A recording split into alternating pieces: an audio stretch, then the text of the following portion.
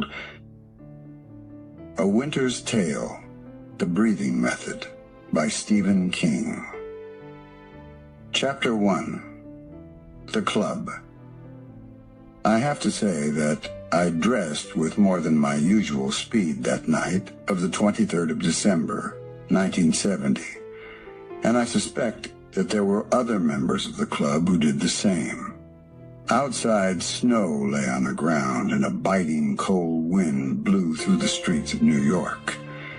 It is difficult to get a taxi on that sort of night, so I had phoned for one to call for me at 8 o'clock. I had done this at 5:30 p.m., when my wife looked a little surprised but said nothing. By 7:45 p.m., I was waiting outside the apartment building on East 58th Street, where Ellen and I have lived since 1946. And when the taxi was 5 minutes late, I found myself walking up and down, feeling annoyed. But when it arrived at 8:10 p.m. and I got in, I was too glad to be out of the wind to be angry with the driver. It began to snow again, and when at last I got out of the taxi, I had to bend over against the wind and hold my hat on my head with one hand as I walked the last few yards.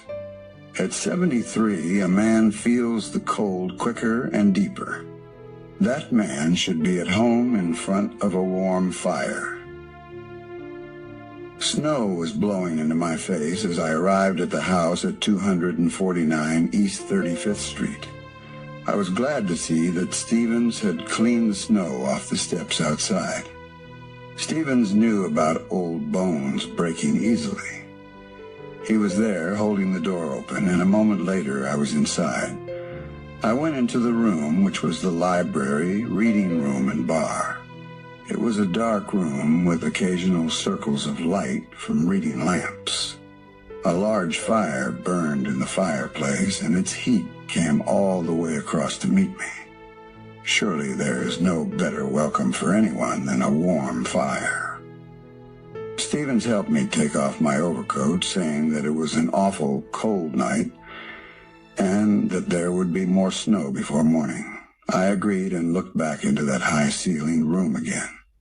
A cold night, a big warm fire, and a ghost story. I felt something warm in my chest at the thought, something not caused by the fire or Stephen's welcome. I think it was because it was McCarron's turn to tell the tale. On the night McCarron told his story, the story of the breathing method, there were perhaps 13 members, although only 6 of us had come out on that freezing night. I had visited the house, which stands at 249 East 35th Street, for 10 years. Not quite a regular visitor, but almost. In my own mind, I think of it as a gentleman's club, but I am not sure it really is. How did the club begin? I suppose Stevens might know, because I am sure he has been there from the beginning, whenever that was. And I am sure Stevens is much older than he looks. Much, much older. He speaks with a New York accent, but is as cool and correct as an English servant. His small smile is a locked door to the room where he keeps his thoughts. There are no phones at 249 East 35th. There is no club secretary, and the club, if it is a club, has never had a name. I first came there as a guest of George Waterhouse, my boss at the law company where I worked in New York. I had been with the company since 1951, although I was still not a partner, and there were other men who began at the same time as me, but who now had more important jobs than I did. Waterhouse and I were friendly enough, but no more than that.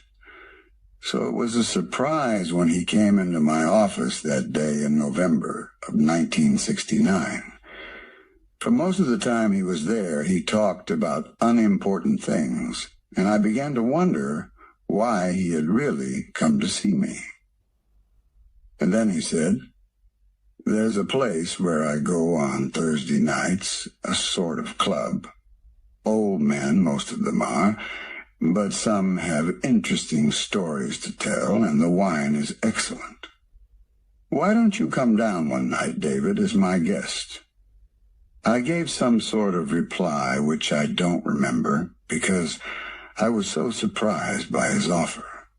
It sounded like something he had just thought of, but one look at his ice-blue eyes told me that he had planned it. Yet suddenly I had the strange feeling I'd known that this would happen. Ellen was both amused and annoyed that evening when I told her about the invitation. I had been with Waterhouse, Carden, Lawton, Fraser, and Effingham for almost 20 years and was not likely to move any higher than my present job.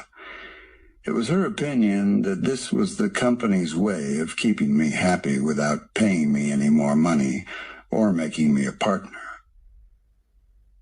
"It will be a lot of old men telling war stories or playing card games," she said about the club. Nothing happened for several weeks. When I remembered Waterhouse's odd offer from a man I usually met less than 10 or 12 times a year, I guessed I had made a mistake about that look in his eyes. It had not been a serious offer after all, just something to make conversation. Perhaps he was sorry now that he had invited me, I thought. And then one afternoon, as I was leaving the office, he said, "Why not come and have a drink at the club tonight?" "Well, Good," he said, and put a piece of paper into my hand. "Here's the address." He was waiting for me outside 249 East 35th Street that evening, where Stevens held open the door for us to go in. The wine was excellent. Waterhouse did not introduce me to any of the others, but 2 or 3 introduced themselves to me. One was McCarron, then in his early 70s. He held out a hand, and I took it for a moment. His skin was dry and hard, and he asked me if I played cards. I said that I did not. "Good," he said. "Cards have done more to kill after-dinner conversation than anything I can think of." And he walked away into a corner of the library where shelves of books went high up into the darkness above. Waterhouse had disappeared, so I walked across to the fireplace, feeling a little uncomfortable, as I sometimes do among strangers. The fireplace was big enough to cook a cow whole. Cut into the stone above it were some words. "It is the tale, not he who tells it." "Here you are, David," Waterhouse said from behind me, and I jumped. He gave me a glass. "A martini, yes?" "Yes, thank you, Mr. Waterhouse." "George," he said. "Here it's just George." "George, then," I said, although it seemed a little mad to be using his first name. "What is all 8 years?" he said. We drank. "Perfect," I said instead of finishing my question. "Stevens looks after the bar. He makes excellent martinis." "Should I sign a guest book?" I asked. He looked surprised. "We don't have anything like that," he said. "Or I don't think we do."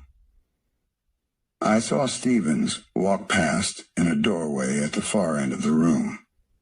He looked like a ghost in his white bar jacket. George put his drink on a table and threw some wood onto the fire. "What does that mean?" I asked, pointing to the words over the fireplace. Waterhouse read it carefully, as if for the first time. "It is the tale, not he who tells it." "I suppose I have an idea about it," he said. "You may too, in time, if you come back. Enjoy yourself, David." He walked away, and I did enjoy myself. To begin with, I have always loved books, and there were hundreds of interesting ones to look at there. I walked slowly along beside the shelves, reading the titles and the names of the authors. Once I stopped by a narrow window and looked out at a traffic light on a 2nd Avenue. I watched the colors change through the ice-covered glass, red to green, and back to red again, and suddenly, yet slowly, a peaceful feeling came over me. I cannot explain that feeling. It made no sense. But it made me think, for the first time for years, about winter nights in the Wisconsin farmhouse where I grew up. It made me remember lying in my bed in a cold upstairs room and listening to the biting wind outside, and the way I thought about the miles of deep snow, and then compared it with my warm and comfortable body inside my bed. There were some strange law books on the library shelves, and others by Charles Dickens and Daniel Defoe. There were also 11 books by an author called Edward Gray Seville. These had green leather covers, and the name of the publisher was printed in gold, Stedham and Son. I had never heard of Seville or his publishers. The first book, These Were Our Brothers, had the date 1911 inside. The Last Breakers, 1935. At some time during the evening, Stevens came by with a second martini. It was as perfect as the first. As I drank it slowly, I saw George Gregson and Harry Stein, who had been dead 6 years when Emlyn McCarron told us the story of the breathing method, leave the room through a strange door.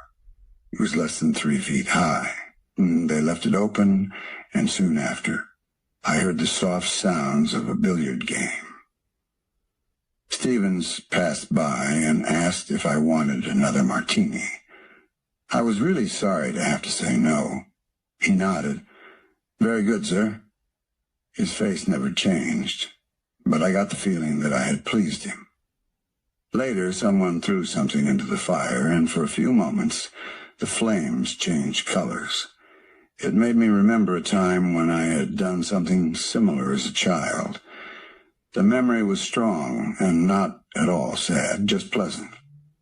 I feel it is important to say that, although I don't know why. I saw that most of the others had pulled chairs around the fire in a half circle. Then Stevens came with a plate of hot sausages. Harry Stein returned through the small door and introduced himself to me.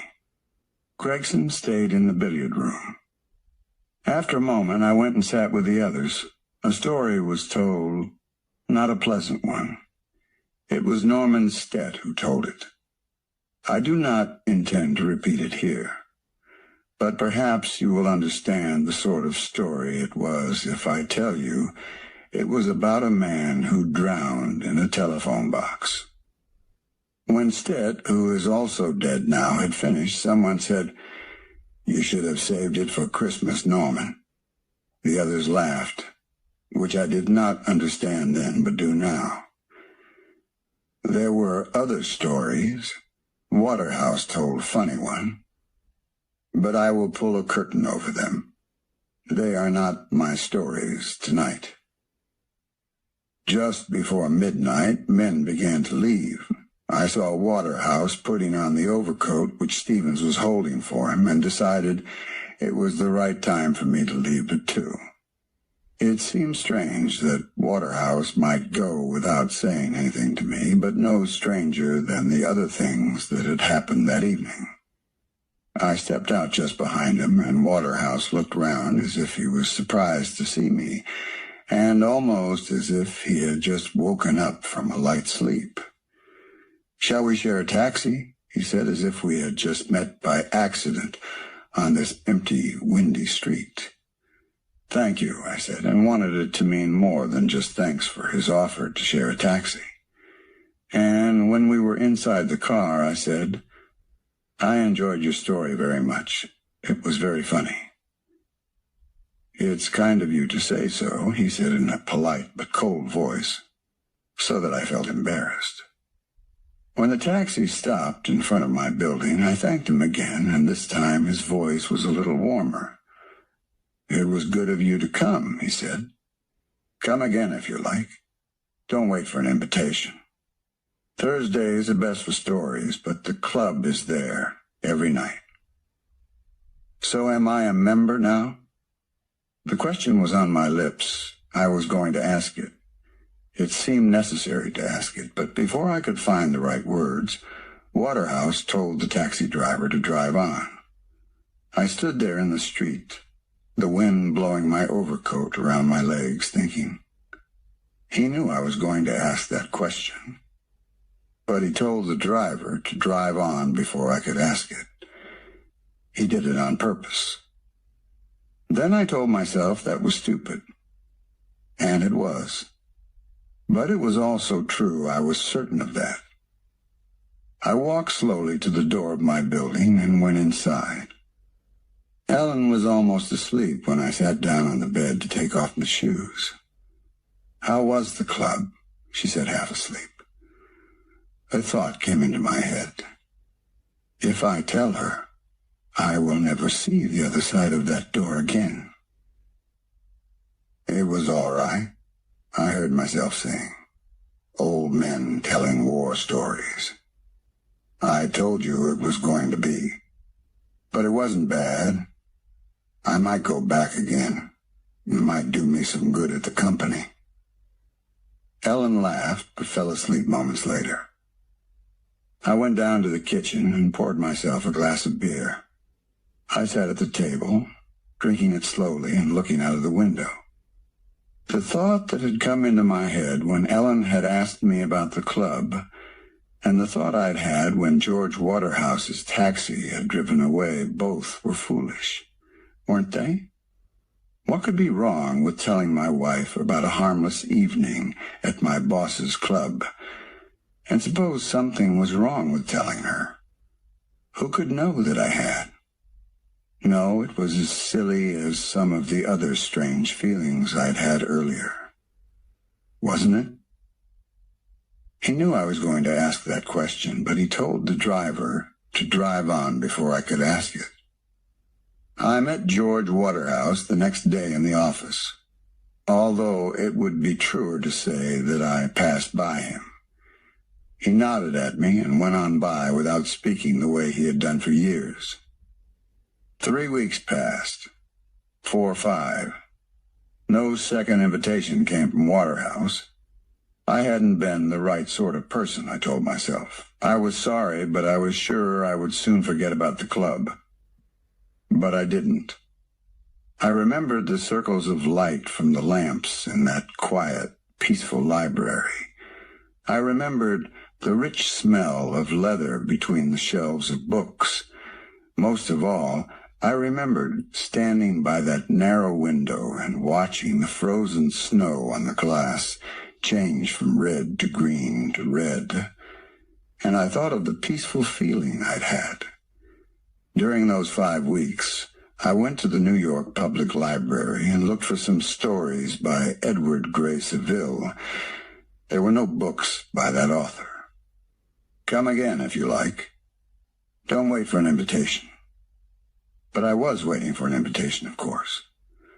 My mother once taught me that people who say, "Come again," don't always mean it. But when no invitation seemed likely to come, I decided to go. So on the 10th of December that year, I found myself putting on my dark brown trousers again and looking for my dark red tie. As I dressed, I could hear my heart in my chest.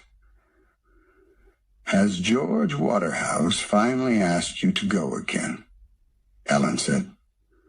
"That's right," I said. It was the second time I had told her about the club, I realized. "Well, maybe it really will help you to get a better job in the company," she said, but without much hope. "Stranger things have happened," I said, and kissed her goodbye. The taxi ride that night seemed very long, and I was feeling excited when at last it stopped in front of 249 East 35th Street. I paid the driver, got out, and walked towards the steps leading to the front door. As I climbed them, my excitement turned to doubt. What was I doing here? The door was made of a thick wood and looked to me as strong as the door of a castle. There was no doorbell, nothing to knock on it with, and of course no water-house waiting to take me in. I looked round. The street suddenly looked darker, colder, more dangerous.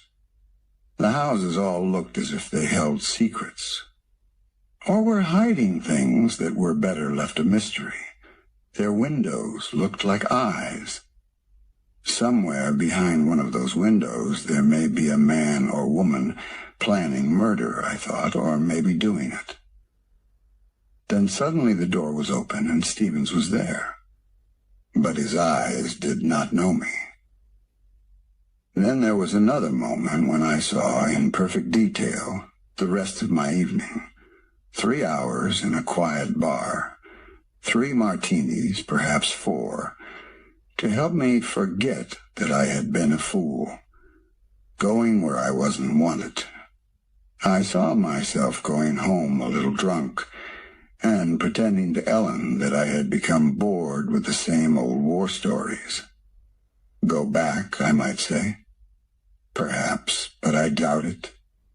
And that would be the end of it, except for my own embarrassment. I saw all this in the emptiness of Stephen's eyes. Then the eyes warmed. He smiled a little and said, "Mr. Adley, come in. I'll take your coat." I went inside, and Stevens closed the door firmly behind me. How different a door can feel when you're on the warm side of it. He took my coat and went away with it. I went to the library. A man called Johansson was there reading his newspaper. In another island of light, McCarron was playing a card game with Peter Andrews. Waterhouse was there reading the New York Times. He looked up, nodded at me without surprise, and disappeared behind his newspaper again. Stevens brought me a martini without my asking him. I took it in among the shelves and found those green leather books by Edward Gray Seville. I began reading them that night, starting with the first, These Were Our Brothers. Since that night, I have read them all and believe them to be 11 of the best stories written in the past 100 years. Near the end of that evening, there was a story, just one, and Stevens brought wine for us to drink while we listened. After the tale was told and people were getting ready to leave, he asked, "Who will bring us a tale for Christmas?" "I have something I've been thinking about," Peter Andrews said. "I don't know if it's quite—" "Thank you," Stevens said.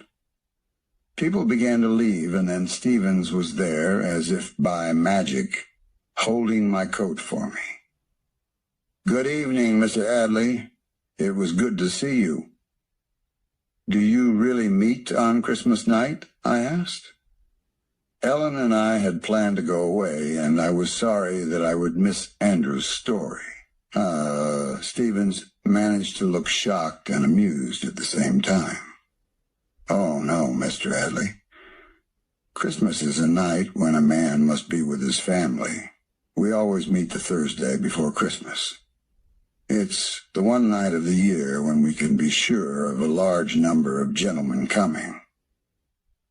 He hadn't used the word members, I noticed. On purpose? "We have heard many tales here, Mr. Adley, but on the Thursday before Christmas, it is always one of mystery or strange happenings. It has been like that for as long as I can remember." This explained why the others had told Norman Stett that his story was more suitable for Christmas. I was about to ask other questions, but I saw the look in Stephen's eyes. It wasn't a warning that he would not answer my questions. It was a warning to me not to ask them. Was there something more, Mr. Adley? We were alone now. The others had gone. Suddenly it seemed darker. Stephen's long face seemed whiter, his lips redder, and I thought I heard a noise come from one of those rooms which I had not yet been inside. It was a horrible sound, like a snake dropping to the ground through thick mud. I did not like it. Not at all. No, I said in a voice that did not sound like my own. Nothing more. Good night then, Stephen said. The heavy door closed behind me. I heard the lock turn, and then I was walking towards the lights of 2nd Avenue, not looking back over my shoulder, afraid to look back, afraid I might find some horrible thing was following me, or see some secret that was better not known. I got to the corner, saw an empty taxi, and waved at it to stop. More war stories? Ellen asked me that night. There was a war story or two, I said, taking off my overcoat. Most of the time, I sat and read a book. Are you going to join this club? I suppose I might if I'm asked. I felt uncomfortable. If there were members at 249 East 35th, I knew that I already was one. The Thursday before Christmas came. That evening was similar to the others, but different in 2 ways. There were more men there, perhaps as many as 18, and there was a feeling of excitement in the air. When it got to the time when people usually began to leave, I saw Peter Andrews sitting by the fire with a small packet in his hand. He threw it onto the flames without opening it, and a moment later the fire began to dance with every color you can imagine, and some you can't, before turning yellow again. Chairs were pulled around it. Over the fireplace I could see the words, "It is the tale, not he who tells it." Stevens passed among us with wine. "Happy Christmas" was said several times, and Stevens was quietly given money. Although I was not a rich man, I found my own wallet and took out $50. I put it into his hand when he gave me my wine. "Happy Christmas, Stevens," I said. "Thank you, sir, and the same to you." He finished giving us our wine and taking the presents of money, then he disappeared. Later, when Peter Andrews was telling his story, I saw Stevens standing by the big double doors of the room, a big man-shaped shadow, still and silent. "I'm a lawyer now," Andrews began after taking a drink from his glass. "I've had an office in Park Avenue for the last 22 years, but before that I worked in Washington, D.C. One night in July I was working late when a man came in. He was a very important man in Washington at that time, and I knew this. His shirt was covered with blood, and his eyes were wide and wild with fear. "I've got to talk to Joe," he said. Joe was Joseph Woods, my boss, and a good friend of this man. "He went home hours ago," I said. I was very frightened. He looked like a man who had just walked away from a terrible car accident, or perhaps from a knife fight. I knew his face well. I had seen it on TV and in the newspapers, but I had never seen it like this. I was already reaching for the phone. "I can phone him if you—" I looked behind him and saw the bloody footmarks he had left on the carpet. "I must talk to Joe now," he said, as if he hadn't heard me.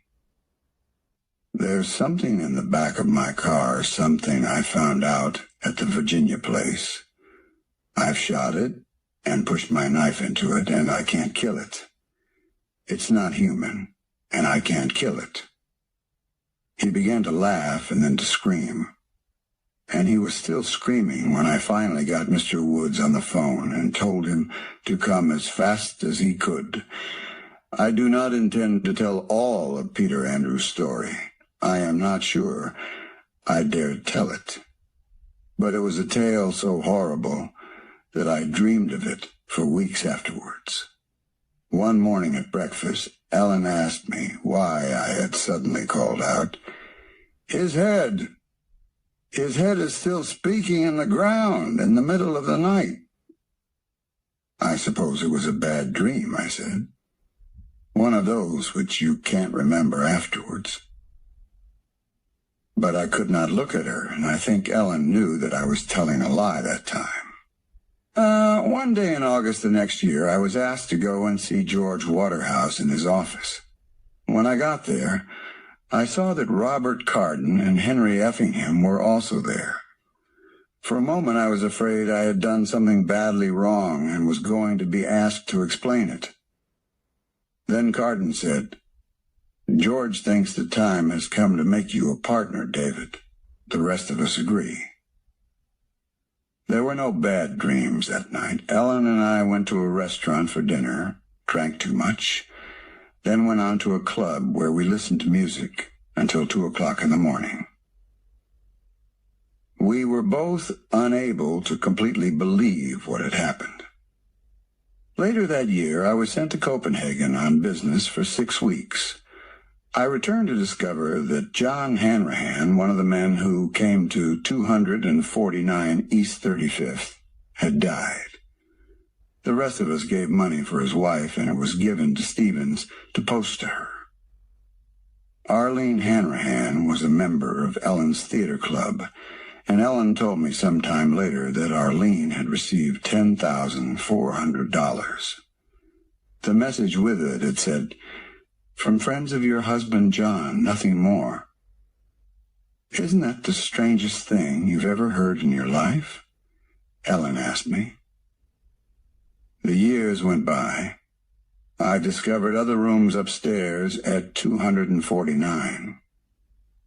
There was a writing room and a bedroom where guests sometimes stayed overnight, although after that snake-in-the-mud noise I had heard or imagined I had heard, I could never sleep there.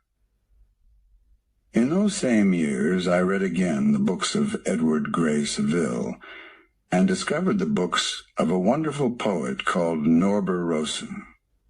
All 3 of his books were published by Stedham and Son, New York and Boston. I remember going back to the New York Public Library, but although I searched through many books and magazines, some of them 20 years old, I could discover nothing at all about a publisher called Stedham and Son. A year later, perhaps 2 years later, I was talking with a man whose business was very old books.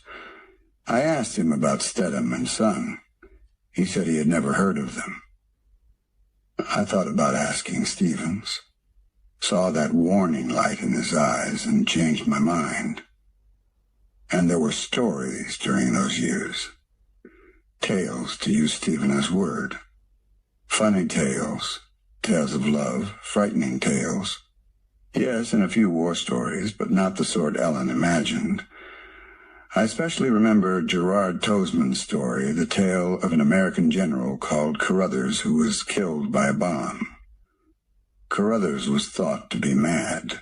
He was responsible for more than 18,000 of his soldiers getting killed up to that time. At the moment the bomb fell, Carruthers was pointing at a map, explaining another mad plan of his own, a plan which would only result in even more of his soldiers being killed. Gerard was among those in the room listening to him when the bomb fell. Afterwards, when the dust began to clear, Gerard Tosman was the only one still alive. Deaf and covered in blood, he saw the body of Carruthers and began to scream and laugh. The map Carruthers had pointed at was now part of his face. There was Brittany above Carruthers' eyebrow. Here was the River Rhine in a blue line down his left cheek. And across one staring open eye was the word Versailles. That was our Christmas story in the year 1979. And then 2 weeks before Christmas this year, Stevens asked us who was going to tell our Christmas tale. "I suppose I've got one I can tell," Emlyn McCarron said. McCarron had never told a story before, not since I had begun coming to the club. Perhaps that's why I called the taxi so early. Perhaps that's why I felt excited. And I saw the same feelings of excitement, on the faces of the 5 others who had come out that awful, freezing December night. McCarron was old and with skin like leather. He sat in the big chair by the fire. The packet was in his hands, and he threw it onto the flames. They changed colors madly before returning to yellow again. Stevens passed among us with wine. Money was quietly pressed into his hand. It was 10 years since I first came to the club with George Waterhouse, and much had changed in the world, but nothing had changed in here, and Stevens did not look a single day older. He moved back into the shadows. For a moment there was a perfect silence. McCarron looked into the fire, and we did the same. The flames seemed especially wild that night. Then McCarron began to speak. Chapter 2. McCarron's story. The breathing method. I am nearly 80 now, which means that I was born with the century. All my life I have been associated with a building which stands almost directly across from Madison Square Garden. This building, which looks like a great gray prison, something out of A Tale of Two Cities, is actually a hospital, as most of you know. It is Harriet White Memorial Hospital. The Harriet White after whom it was named was my father's first wife, and she got her practical experience in nursing when there were still actual sheep grazing on Sheep Meadow in Central Park. A statue of the lady herself stands on a pedestal in the courtyard before the building, and if any of you have seen it, you may have wondered how a woman with such a stern and uncompromising face could have found such a gentle occupation. The motto chiseled into the statue's base once you get rid of the Latin folderol is even less comforting. There is no comfort without pain. Thus we define salvation through suffering. Cato, if you please, or if you don't please. I was born inside that gray stone building on March 20th, 1900. I returned there as an intern in the year 1926. 26 is old to be just starting out in the world of medicine, but I had done a more practical internship in France at the end of World War I, trying to pack ruptured guts back into stomachs that had been blown wide open, and dealing on the black market for morphine, which was often tinctured and sometimes dangerous. As with the generation of physicians following World War II, we were a bedrock practical lot of sawbones, and the records of the major medical schools show a remarkably small number of washouts in the years 1919 to 1928. We were older, more experienced, steadier. Were we also wiser? I don't know. But we were certainly more cynical. There was none of this nonsense you read about in the popular medical novels, stuff about fainting or vomiting at one's first autopsy, not after Belleau Wood, where mama rats sometimes raised whole litters of ratlings in the gas-exploded intestines of the soldiers left to rot in no man's land. We had gotten all our puking and passing out behind us. The Harriet White Memorial Hospital also figured largely in something that happened to me 9 years after I had interned there, and this is the story I want to tell you, gentlemen, tonight. It is not a tale to be told at Christmas, you would say, although its final scene was played out on Christmas Eve, and yet while it is certainly horrible, it also seems to express to me all the amazing power of our cursed, doomed species. In it I see the wonder of our will, and also its horrible, tenebrous power. Birth itself, gentlemen, is a horrid thing to many. It is the fashion now that fathers should be present at the birth of their children. And while this fashion has served to inflict many men with a guilt which I feel they may not deserve, It is a guilt which some women use knowingly and with an almost prescient cruelty. It seems by and large to be a healthful, salubrious thing. Yet I have seen men leave the delivery room white and tottering, and I have seen them swoon like girls overcome by the cries and the blood. I remember one father who held up just fine, only to begin screaming hysterically as his perfectly healthy son pushed its way into the world. The infant's eyes were open. It gave the impression of looking around, and then its eyes settled on the father. Birth is wonderful, gentlemen, but I have never found it beautiful, not by any stretch of the imagination. I believe it is too brutal to be beautiful. A woman's womb is like an engine. With conception, that engine is turned on. At first it barely idles. But as the creative cycle nears the climax of birth, that engine revs up and up and up. Its idling whisper becomes a steady running hum, and then a rumble, and finally a bellowing, frightening roar.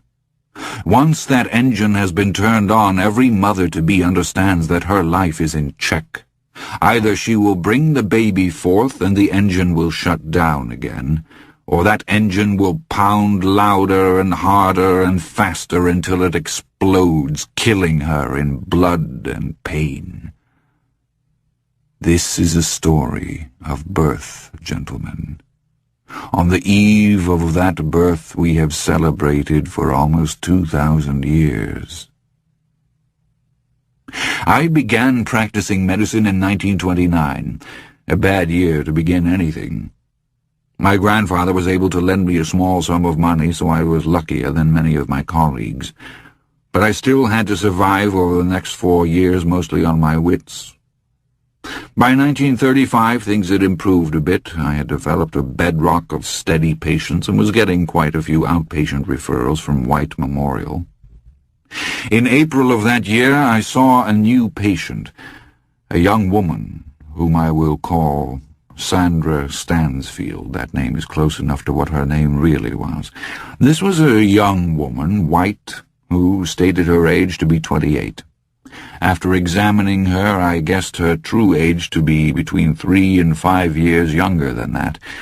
She was blonde, slender, and tall for that time, about 5 feet 8 inches. She was quite beautiful, but in an austere way that was almost forbidding. Her features were clear and regular, her eyes intelligent, and her mouth every bit as determined as the stone mouth of Harriet White on the statue across from Madison Square Garden. The name she put on her form was not Sandra Stansfield, but Jane Smith. My examination subsequently showed her to be about 2 months gone in pregnancy. She wore no wedding ring. After the preliminary exam, but before the results of the pregnancy test were in, my nurse, Ella Davidson, said, "That girl yesterday, Jane Smith, if that isn't an assumed name, I never heard one." I agreed. Still, I rather admired her. She had not engaged in the usual shilly-shallying, toe-scuffing, blushing, tearful behavior. She had been straightforward and businesslike. Even her alias had seemed more a matter of business than of shame. There had been no attempt to provide verisimilitude by creating a Betty Rucklehouse or wamping up a Ternina DeVille. "You require a name for the form," she seemed to be saying, "because that is the law, so here is a name. But rather than trusting to the professional ethics of a man I don't know, I'll trust in myself, if you don't mind." Ella sniffed and passed a few remarks, modern girls and bold as brass. But she was a good woman, and I don't think she said those things except for the sake of form. She knew as well as I did that whatever my new patient might be, she was no little trollop with hard eyes and round heels. No, Jane Smith was merely an extremely serious, extremely determined young woman. If either of those things can be described by such a milquetoast adverb as merely, it was an unpleasant situation. It used to be called getting in a scrape. as you gentlemen may remember. Nowadays it seems that many young women use a scrape to get out of the scrape. And she meant to go through it with whatever grace and dignity she could manage. A week after her initial appointment she came in again. That was a peach of a day, one of the first real days of spring. The air was mild, the sky a soft, milky shade of blue, and there was a smell on the breeze, a warm, indefinable smell that seems to be nature's signal that she is entering her own birth cycle again. The sort of day one wished to be miles from any responsibility, sitting opposite a lovely woman of one's own, at Coney Island, maybe, or on the Palisades across the Hudson, with a picnic hamper on a checkered cloth, and the lady in question wearing a great white cartwheel hat and a sleeveless gown as pretty as the day. Jane Smith's dress had sleeves, but it was still almost as pretty as the day. A smart white linen with brown edging. She wore brown pumps, white gloves, and a cloche hat that was slightly out of fashion. It was the first sign I saw that she was a far-from-rich woman. "You're pregnant," I said. "I don't believe you doubted it much, did you?" If there are to be tears, I thought, they will come now. "No," she said with perfect composure. There was no more a sign of tears in her eyes than there were rain clouds on the horizon that day. "I'm very regular, as a rule." There was a pause between us. "When may I expect to deliver?" she asked then, with an almost soundless sigh. It was the sound a man or woman might make before bending over to pick up a heavy load. "It will be a Christmas baby," I said. "December 10th is the date I'll give you, but it could be 2 weeks on either side of that." "All right." She hesitated briefly, then plunged ahead. "Will you attend me, even though I'm not married?" "Yes," I said, "on one condition." She frowned, and in that moment her face was more like the face of Harriet White than ever. One would not think that the frown of a woman perhaps only 23 could be particularly formidable, but this one was. She was ready to leave, and the fact that she would have to go through this entire embarrassing process again with another doctor was not going to deter her. "And what might that be?" she asked, with perfect colourless courtesy. Now it was I who felt an urge to drop my eyes from her steady hazel ones, but I held her gaze. "I insist upon knowing your real name. We can continue to do business on a cash basis, if that is how you prefer it, and I can continue to have Mrs. Davidson issue you receipts in the name of Jane Smith. But if we are going to travel through the next 7 months or so together, I would like to be able to address you by the name to which you answer in all the rest of your life." I finished this absurdly stiff little speech and watched her think it through. I was somehow quite sure she was going to stand up, thank me for my time, and leave forever. I was going to feel disappointed if that happened. I liked her. Even more, I liked the straightforward way she was handling a problem which would have reduced 90 women out of 100 to inept and undignified liars, terrified by the living clock within, and so deeply ashamed of their situation that to make any reasonable plan for coping with it became impossible. I suppose many young people today would find such a state of mind ludicrous, ugly, even hard to believe. People have become so eager to demonstrate their broad-mindedness that a pregnant woman who has no wedding ring is apt to be treated with twice the solicitude of one who does.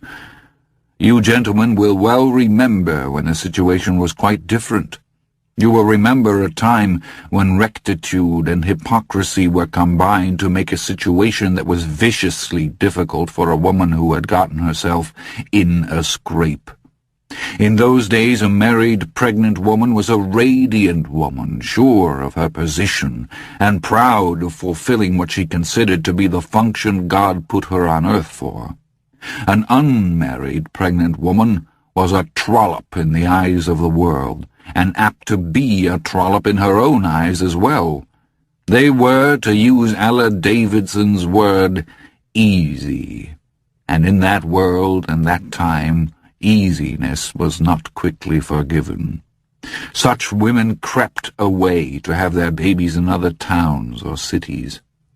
Some took pills or jumped from buildings.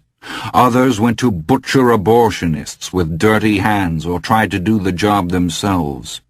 In my time as a physician, I have seen 4 women die of blood loss before my eyes as the result of punctured wombs. In one case, the puncturing was done by the jagged neck of a Dr. Pepper bottle that had been tied to the handle of a whisk broom. It is hard to believe now that such things happened, but they did, gentlemen, they did. It was, quite simply, the worst situation a healthy young woman could find herself in. "All right," she said at last, "that's fair enough. My name is Sandra Stansfield." And she held her hand out. Rather amazed, I took it and shook it. I'm rather glad Ella Davidson didn't see me do that. She would have made no comment, but the coffee would have been bitter for the next week. She smiled, at my own expression of bemusement, I imagine, and looked at me frankly. "I hope we can be friends, Dr. McCarron. I need a friend just now. I'm quite frightened." "I can understand that, and I'll try to be your friend if I can, Miss Stansfield. Is there anything I can do for you now?" She opened her handbag and took out a dime-store pad and a pen. She opened the pad, poised the pen, and looked up at me. For one horrified instant I believed she was going to ask me for the name and address of an abortionist. Then she said, "I'd like to know the best things to eat. For the baby, I mean." I laughed out loud. She looked at me with some amazement. "Forgive me, it's just that you seem so businesslike." "I suppose," she said, "this baby is a part of my business now, isn't it, Dr. McCarron?" "Yes, of course it is. And I have a folder which I give to all my pregnant patients. It deals with diet and weight and drinking and smoking and lots of other things. Please don't laugh when you look at it. You'll hurt my feelings if you do, because I wrote it myself." And so I had, although it was really more of a pamphlet than a folder, and in time became my book, A Practical Guide to Pregnancy and Delivery. I was quite interested in obstetrics and gynecology in those days, still am, although it was not a thing to specialize in back then unless you had plenty of uptown connections. Even if you did, it might take 10 or 15 years to establish a strong practice. Having hung out my shingle at a rather too ripe age as a result of the war, I didn't feel I had the time to spare. I contented myself with the knowledge that I would see a great many happy, expectant mothers and deliver a great many babies in the course of my general practice. And so I did. At last count, I had delivered well over 2,000 babies, enough to fill 50 classrooms. I kept up with the literature on having babies more smartly than I did on that applying to any other area of general practice. And because my opinions were strong, enthusiastic ones, I wrote my own pamphlet rather than just passing along the stale chestnuts so often foisted on young mothers then. I won't run through the whole catalogue of these chestnuts, we'd be here all night, but I'll mention a couple. Expectant mothers were urged to stay off their feet as much as possible, and on no account were they to walk any sustained distance lest a miscarriage or birth damage result. Now, giving birth is an extremely strenuous piece of work, and such advice is like telling a football player to prepare for the big game by sitting him round as much as possible so he won't tire himself out. Another sterling piece of advice, given by a good many doctors, was that moderately overweight mothers-to-be take up smoking. Smoking! The rationale was perfectly expressed by an advertising slogan of the day, "Have a lucky instead of a sweet." People who have the idea that when we entered the 20th century we also entered an age of medical light and reason have no idea of how utterly crazy medicine could sometimes be. Perhaps it's just as well their hair would turn white. I gave Miss Stansfield my folder, and she looked through it with complete attention for perhaps 5 minutes.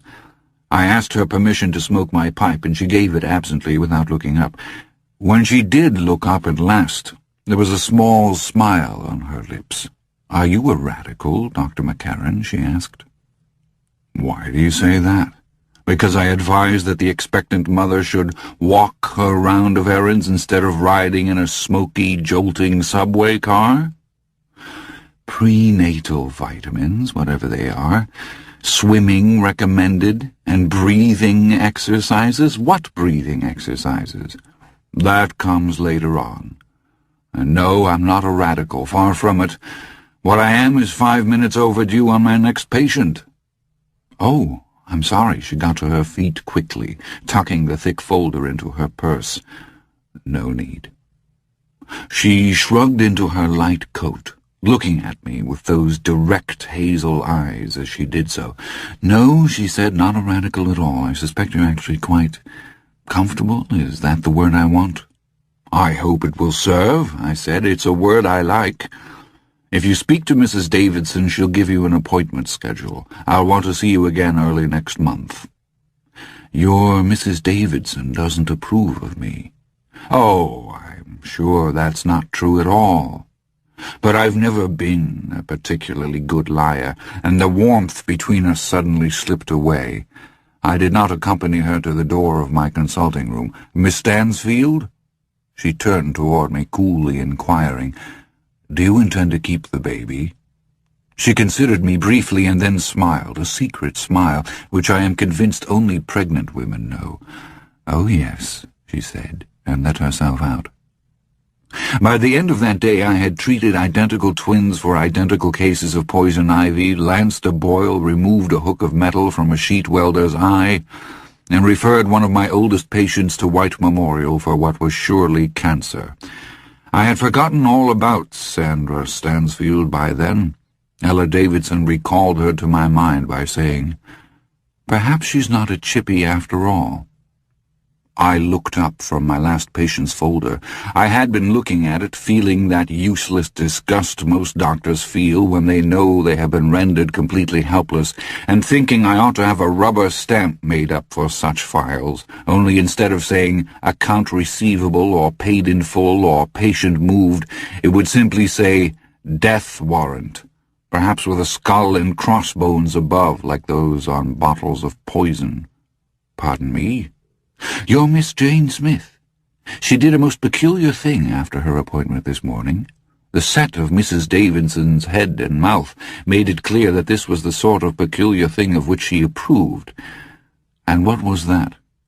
When I gave her her appointment card, she asked me to tout up her expenses, all of her expenses, delivery and hospital stay included. That was a peculiar thing, all right. This was 1935, remember, and Miss Stansfield gave every impression of being a woman on her own. Was she well off? Even comfortably off? I didn't think so. Her dress, shoes, and gloves had all been smart, but she had worn no jewelry, not even costume jewelry. And then there was her hat, that decidedly out-of-date cloche. Did you do it? I asked. Mrs. Davidson looked at me as though I might have lost my senses. Did I? Of course I did, and she paid the entire amount in cash. The last, which apparently had surprised Mrs. Davidson the most, in an extremely pleasant way, of course, surprised me not at all. One thing which the Jane Smiths of the world can't do is write checks. Took a bank book out of her purse, opened it, and counted the money right out onto my desk, Mrs. Davidson was continuing. Then she put her receipt in where the cash had been, put the bank book into her purse again, and said good day. Not half bad when you think of the way we've had to chase some of these so-called respectable people to make them pay their bills. I felt chagrined for some reason. I was not happy with the Stansfield woman for having done such a thing, with Mrs. Davidson for being so pleased and complacent with the arrangement, and with myself for some reason I couldn't define then and can't now. Something about it made me feel small. But she couldn't very well pay for a hospital stay now, could she? I asked. It was a ridiculously small thing to seize on, but it was all I could find at that moment on which to express my pique and half-amused frustration. After all, none of us knows how long she'll have to remain there. Or are you reading the crystal now, Ella? I told her that very thing, and she asked what the average stay was following an uncomplicated birth. I told her 6 days. Wasn't that right, Dr. McCarron? I had to admit it was. She said that she would pay for 6 days then, and if it was longer she would pay the difference, and if it was shorter we would issue her a refund, I finished wearily. I thought, damn the woman anyway. And then I laughed. She had guts, one couldn't deny that, all kinds of guts. Mrs. Davidson allowed herself a smile. And if I am ever tempted, now that I am in my dotage, to believe I know all there is to know about one of my fellow creatures, I try to remember that smile. Before that day I would have staked my life that I would never see Mrs. Davidson, one of the most proper women I have ever known, smile fondly as she thought about a girl who was pregnant out of wedlock. Guts, I don't know, Doctor. But she knows her own mind, that one. She certainly does. A month passed, and Miss Stansfield showed up promptly for her appointment, simply appearing out of that wide, amazing flow of humanity that was New York then and is New York now. She wore a fresh-looking blue dress to which she managed to communicate a feeling of originality, of one-of-a-kindness, despite the fact that it had been quite obviously picked from a rack of dozens just like it. Her pumps did not match it. They were the same brown ones in which I had seen her last time. I checked her over carefully and found her normal in every way. I told her so, and she was pleased. I found the prenatal vitamins, Dr. McCarron. Did you? That's good. Her eyes sparked impishly. The druggist advised me against them. God save me from pestle pounders, I said, and she giggled against the heel of her palm. It was a childlike gesture, winning in its unself-consciousness. I never met a druggist that wasn't a frustrated doctor, and a Republican. Prenatal vitamins are new, so they're regarded with suspicion. Did you take his advice? No, I took yours. You're my doctor. Thank you. Not at all. She looked at me straightforwardly, not giggling now. Dr. McCarron, when will I begin to show? Not until August, I should guess. September, if you choose garments which are voluminous. Thank you. She picked up her purse, but did not rise immediately to go. I thought that she wanted to talk and didn't know where or how to begin. You're a working woman, I take it. She nodded. Yes, I work. Might I ask where? If you'd rather I didn't. She laughed. A brittle, humorless laugh, as different from a giggle as day is from dark. In a department store. Where else does an unmarried woman work in the city? I sell perfume to fat ladies who rinse their hair and then have it done up in tiny finger waves. How long will you continue? Until my delicate condition is noticed. I suppose then I'll be asked to leave, lest I upset any of the fat ladies. The shock of being waited on by a pregnant woman with no wedding band might cause their hair to straighten. Quite suddenly her eyes were bright with tears. Her lips began to tremble, and I groped for a handkerchief, but the tears didn't fall, not so much as a single one. Her eyes brimmed for a moment, and then she blinked them back. Her lips tightened and then smoothed out. She simply decided she was not going to lose control of her emotions, and she did not. It was a remarkable thing to watch. I'm sorry, she said. You've been very kind to me. I won't repay your kindness with what would be a very common story. She rose to go, and I rose with her. I'm not a bad listener, I said, and I have some time. My next patient cancelled. No, she said. Thank you, but no. All right, I said, but there is something else. Yes? It's not my policy to make my patients, any of my patients, pay for services in advance of those services being rendered. I hope if you... That is, if you feel you'd like to, or have to... I fumbled my way into silence. I've been in New York 4 years, Dr. McCarron, and I'm thrifty by nature. After August or September, I'll have to live on what's in my savings account until I can go back to work again.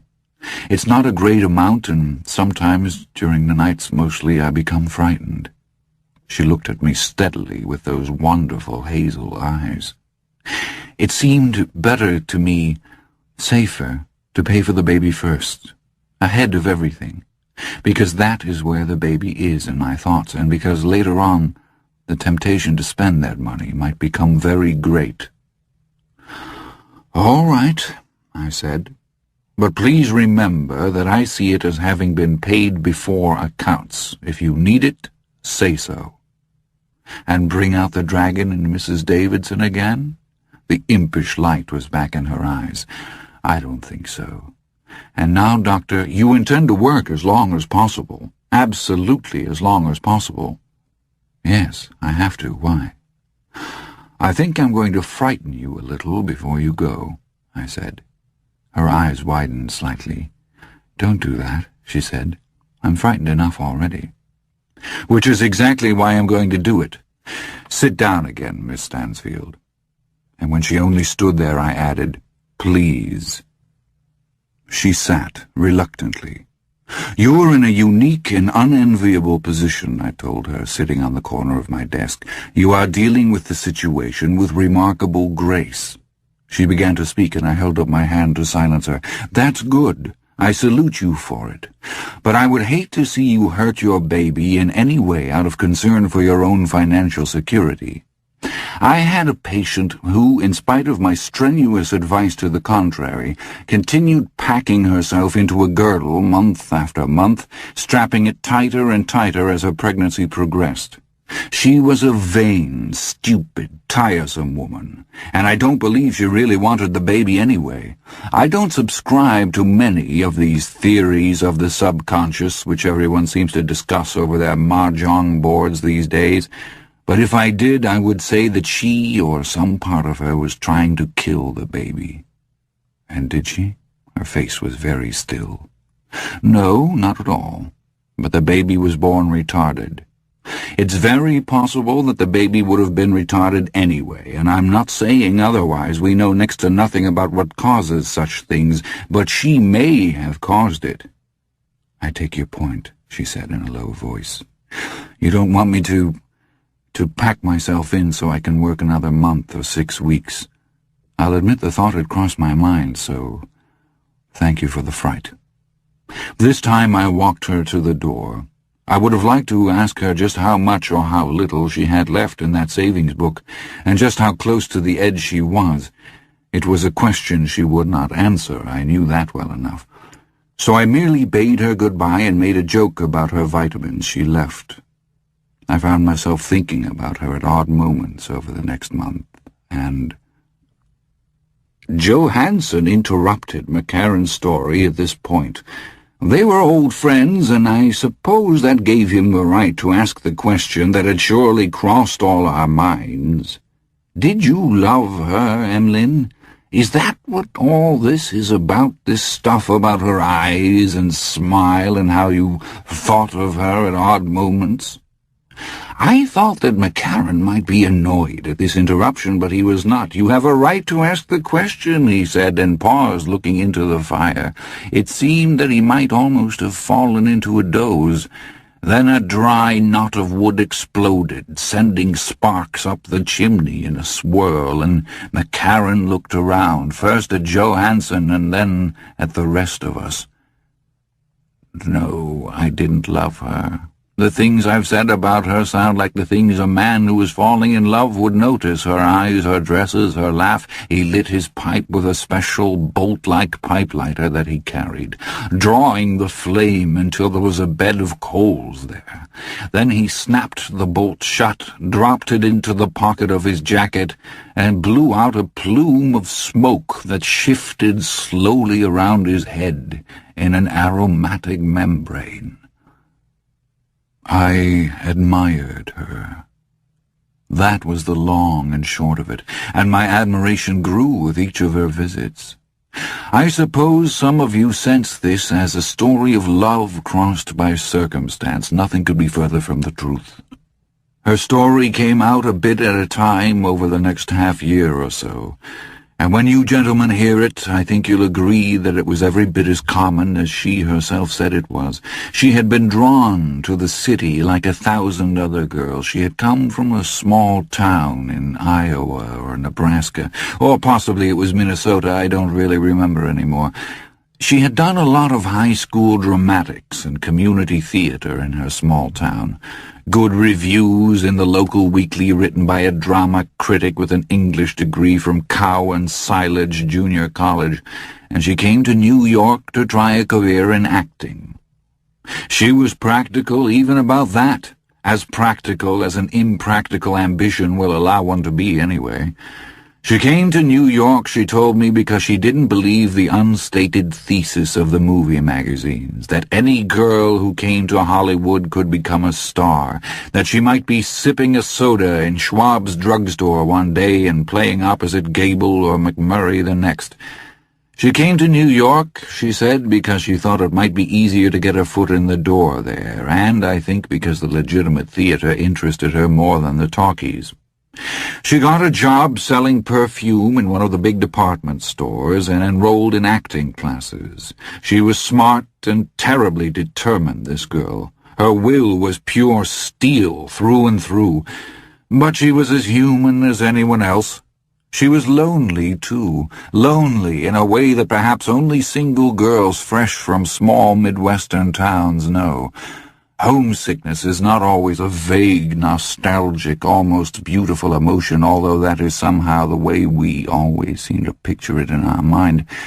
It can be a terribly keen blade, not just a sickness in metaphor, but in fact as well. It can change the way one looks at the world. The faces one sees in the street look not just indifferent, but ugly, perhaps even malignant. Homesickness is a real sickness, the ache of the uprooted plant. Miss Stansfield, admirable as she may have been, determined as she may have been, was not immune to it. And the rest follows so naturally it needs no telling. There was a young man in her acting classes. The two of them went out several times. She did not love him, but she needed a friend. By the time she discovered he was not that and never would be, there had been 2 incidents. Sexual incidents. She discovered she was pregnant. She told the young man who told her he would stand by her and do the decent thing. A week later he was gone from his lodgings, leaving no forwarding address. That was when she came to me. During her 4th month, I introduced Miss Stansfield to the breathing method, what is today called the Lamaze method. In those days, you understand, Monsieur Lamaze was yet to be heard from. In those days, the phrase has cropped up again and again, I notice. I apologize for it, but I am unable to help it. So much of what I have told you and will tell you happened as it did because it happened in those days. So, in those days, 45 years ago, a visit to the delivery rooms in any large American hospital would have sounded to you like a visit to a madhouse. Women weeping wildly, women screaming that they wished they were dead, women screaming that they could not bear such agony, women screaming for Christ to forgive them their sins, women screaming out strings of curses and gutter words their husbands and fathers never would have believed they knew. All of this quite the accepted thing, in spite of the fact that most of the world's women give birth in almost complete silence, aside from the grunting sounds of strain that we would associate with any piece of hard physical labor. Doctors were responsible for some of this hysteria, I'm sorry to say. The stories the pregnant women heard from friends and relatives who had already been through the birthing process also contributed to it. Believe me, if you are told that some experience is going to hurt, it will hurt. Most pain is in the mind, and when a woman absorbs the idea that the act of giving birth is excruciatingly painful, when she gets this information from her mother, her sisters, her married friends, and her physician, that woman has been mentally prepared to feel great agony. Even after only 6 years' practice, I had become used to seeing women who were trying to cope with a twofold problem. Not just the fact that they were pregnant and must plan for the new arrival, but also the fact, what most of them saw as a fact anyway, that they had entered the valley of the shadow of death. Many were actually trying to put their affairs in coherent order, so that if they should die, their husbands would be able to carry on without them. This is neither the time nor the place for a lesson on obstetrics, but you should know that for a long time before those days, the act of giving birth was extremely dangerous in the Western countries. A revolution in medical procedure beginning around 1900 had made the process much safer, but an absurdly small number of doctors bothered to tell their expectant mothers that. God knows why. But in light of this, is it any wonder that most delivery rooms sounded like Ward 9 in Bellevue?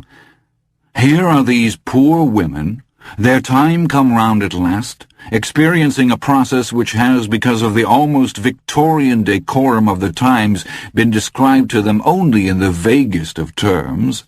Here are these women experiencing that engine of birth finally running at full power. They are seized with an awe and wonder which they immediately interpret as insupportable pain, and most of them feel that they will very shortly die a dog's death. In the course of my reading on the subject of pregnancy, I had discovered the principle of the silent birth and the idea of the breathing method. Screaming wastes energy, which would be better used to expel the baby. It causes the woman to hyperventilate, and hyperventilation puts the body on an emergency basis. Adrenals running full blast, respiration and pulse rate up. That is really unnecessary.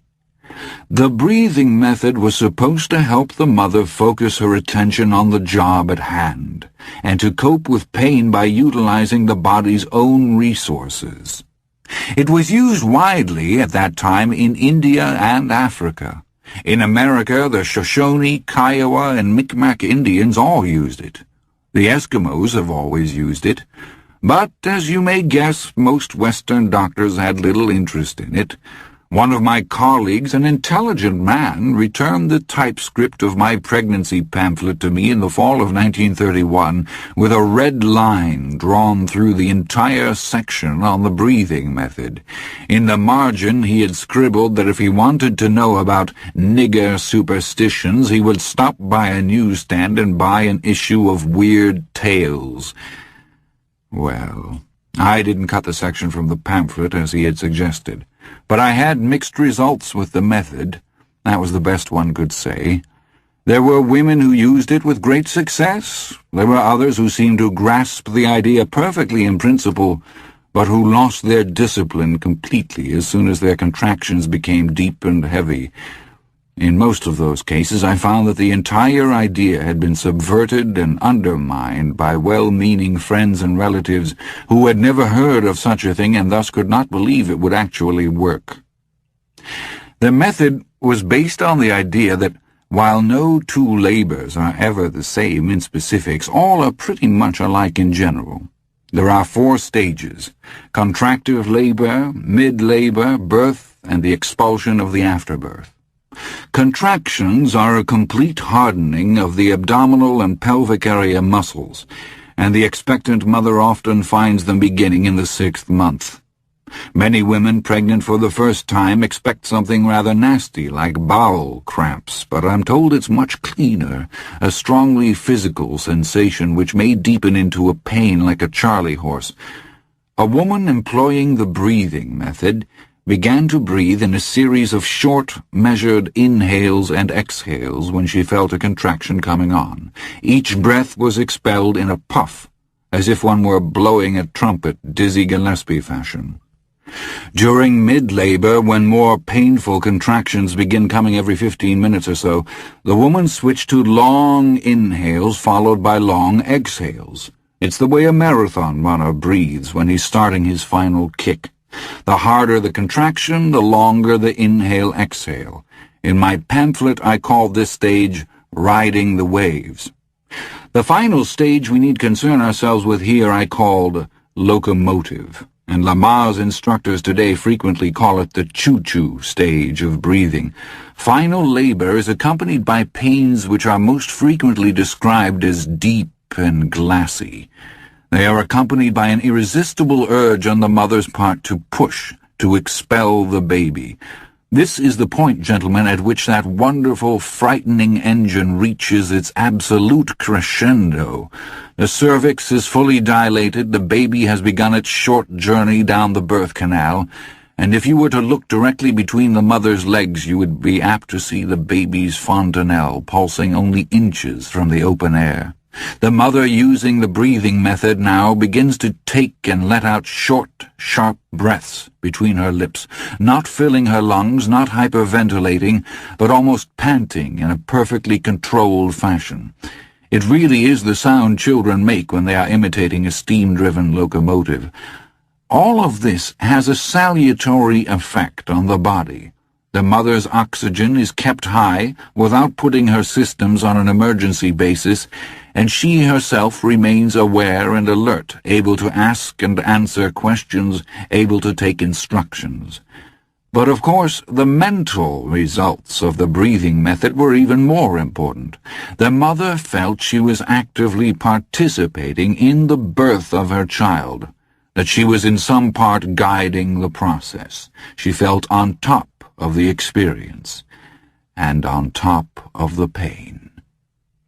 You can understand that the whole process was utterly dependent on the patient's state of mind. The breathing method was uniquely vulnerable, uniquely delicate, and if I had a good many failures, I'd explain them this way. What a patient can be convinced of by her doctor, she may be unconvinced of by relatives who raise their hands in horror when told of such a heathenish practice. From this aspect, at least, Miss Stansfield was the ideal patient. She had neither friends nor relatives to talk her out of her belief in the breathing method, although in all fairness I must add that I doubt anyone ever talked her out of anything once she made up her mind on the subject, once she came to believe in it. And she did come to believe in it. "It's a little like self-hypnosis, isn't it?" she asked me the first time we really discussed it. I agreed, delighted. "Exactly. But you mustn't let that make you think it's a trick, or that it will let you down when the going gets tough." "I don't think that at all. I'm very grateful to you.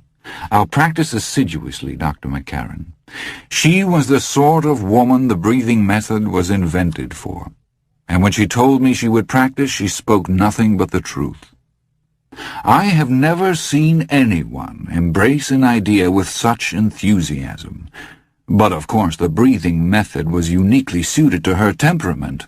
There are docile men and women in this world by the millions, and some of them are damn fine people. But there are others whose hands ache to hold the throttles of their own lives, and Miss Stansfield was one of those. When I say she embraced the breathing method totally, I mean it, and I think the story of her final day at the department store where she sold perfumes and cosmetics proves the point. The end of her gainful employment finally came late in August. Miss Stansfield was a slim young woman in fine physical condition, and this was, of course, her first child. Any doctor will tell you that such a woman is apt not to show for 5, perhaps even 6 months, and then one day and all at once everything will show. She came in for her monthly checkup on the 1st of September, laughed ruefully, and told me she had discovered the breathing method had another use. "What's that?" I asked her. "It's even better than counting to 10 when you're mad as hell at someone," she said. Those hazel eyes were dancing. "Although people look at you as if you might be a lunatic when you start puffing and blowing." She told me the tale readily enough. She had gone to work as usual on the previous Monday, and all I can think is that the curiously abrupt transition from a slim young woman to an obviously pregnant young woman, and that transition really can be almost as sudden as day to dark in the tropics, had happened to her over the weekend. Or maybe her supervisor finally decided that her suspicions were no longer just suspicions. "I'll want to see you in the office on your break," this woman, Mrs. Kelly, said coldly. She had previously been quite friendly to Miss Stansfield. She had shown her pictures of her 2 children, both in high school, and they had exchanged recipes at one point. Mrs. Kelly was always asking her if she had met a nice boy yet. That kindliness and friendliness was gone now, and when she stepped into Mrs. Kelly's office on her break, Miss Stansfield told me she knew what to expect. "You're in trouble," this previously kind woman said curtly. "Yes," Miss Stansfield said. "It's called that by some people." Mrs. Kelly's cheeks had gone the color of old brick. "Don't you be smart with me, young woman," she said. "From the looks of your belly, you've been too smart by half already." I could see the 2 of them in my mind's eye as she told me the story. Miss Stansfield, her direct hazel eyes fixed on Mrs. Kelly, perfectly composed, refusing to drop her eyes or weep or exhibit shame in any other way. I believe she had a much more practical conception of the trouble she was in than her supervisor did, with her 2 almost grown children and her respectable husband who owned his own barber shop and voted Republican. "I must say you show remarkably little shame at the way you've deceived me," Mrs. Kelly burst out bitterly. "I have never deceived you. No mention of my pregnancy has been made until today." She looked at Mrs. Kelly curiously. "How can you say I have deceived you?" "I took you home," Mrs. Kelly cried. "I had you to dinner with my sons." She looked at Miss Stansfield with utter loathing. This is when Miss Stansfield began to grow angry. Angrier, she told me, than she had ever been in her life. She had not been unaware of the sort of reaction she could expect when the secret came out, but as any one of you gentlemen will attest, the difference between academic theory and practical application can sometimes be shockingly huge. Clutching her hands firmly together in her lap, Miss Stansfield said, "If you are suggesting I made or ever would make any attempt to seduce your sons, that's the dirtiest, filthiest thing I've ever heard in my life." Mrs. Kelly's head rocked back as if she had been slapped. That bricky color drained from her cheeks, leaving only 2 small spots of hectic color. The 2 women looked grimly at each other across a desk littered with perfume samples in a room that smelled vaguely of flowers. It was a moment, Miss Stansfield said, that seemed much longer than it actually could have been. Then Mrs. Kelly yanked open one of her drawers and brought out a buff-colored check. A bright pink severance slip was attached to it. Showing her teeth, actually seeming to bite off each word, she said, "With hundreds of decent girls looking for work in this city, I hardly think we need a strumpet such as yourself in our employ, dear." She told me it was that final, contemptuous dear that brought all her anger to a sudden head. A moment later, Mrs. Kelly's jaw dropped and her eyes widened as Miss Stansfield, her hands locked together as tightly as links in a steel chain, so tightly she left bruises on herself, they were fading but still perfectly visible when I saw her on September 1st, began to locomotive between her clenched teeth. It wasn't a funny story, perhaps, but I burst out laughing at the image, and Miss Stansfield joined me. Mrs. Davidson looked in to make sure we hadn't gotten into the nitrous oxide, perhaps, and then left again. "It was all I could think to do," Miss Stansfield said, still laughing and wiping her streaming eyes with her handkerchief, "because at that moment I saw myself reaching out and simply sweeping those sample bottles of perfume, every one of them, off her desk and onto the floor, which was uncarpeted concrete. I didn't just think it, I saw it. I saw them crashing to the floor and filling the room with such a god-awful mixed stench that the fumigators would have to come. I was going to do it. Nothing was going to stop me doing it. Then I began to locomotive and everything was all right. I was able to take the check and the pink slip and get up and get out. I wasn't able to thank her, of course. I was still being a locomotive." We laughed again. And then she sobered.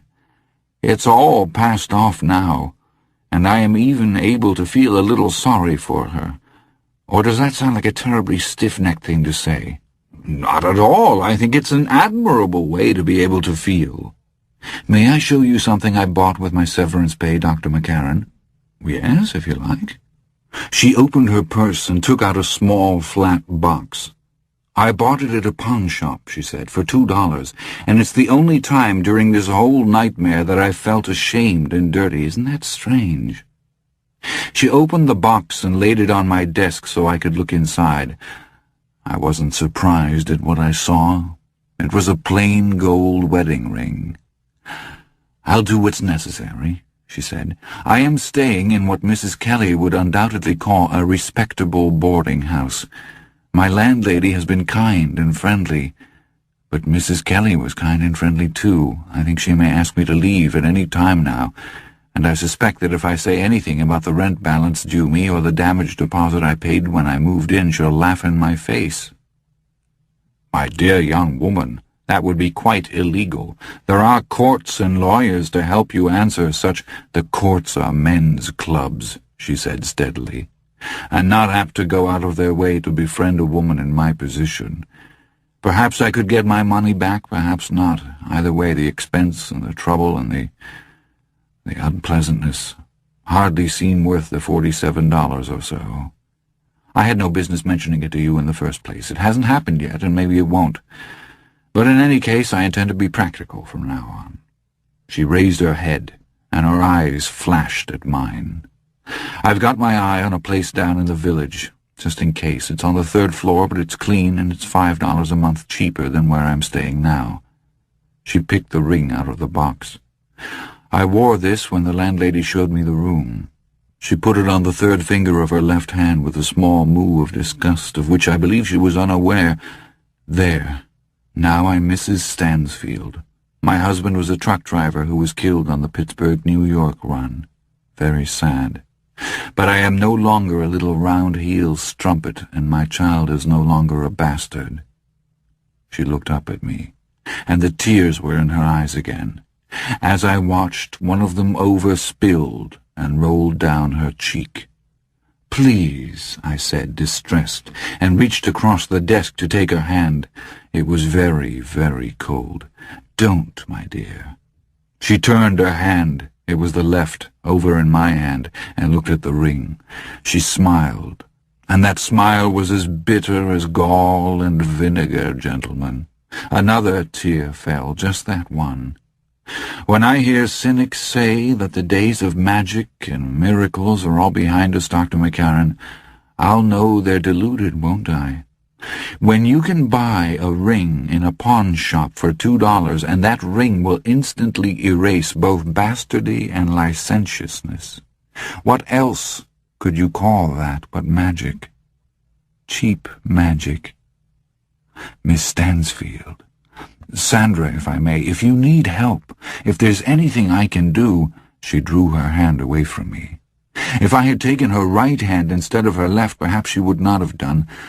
I did not love her, I've told you, but in that moment I could have loved her. I was on the verge of falling in love with her. Perhaps if I'd taken her right hand instead of the one with that lying ring on it, and if she had allowed me to hold her hand only a little longer until my own warmed it, perhaps then I should have. You're a good, kind man, and you've done a great deal for me and my baby, and your breathing method is a much better kind of magic than this awful ring. After all, it kept me from being jailed on charges of willful destruction, didn't it?" She left soon after that, and I went to the window to watch her move off down the street toward Fifth Avenue. God, I admired her just then. She looked so slight, so young, and so obviously pregnant. But there was still nothing timid or tentative about her. She did not scutter up the street. She walked as if she had every right to her place on the sidewalk. She left my view, and I turned back to my desk. As I did so, the framed photograph which hung on the wall next to my diploma caught my eye, and a terrible shudder worked through me. My skin, all of it, even the skin on my forehead and the backs of my hands, crawled up into cold knots of goose flesh.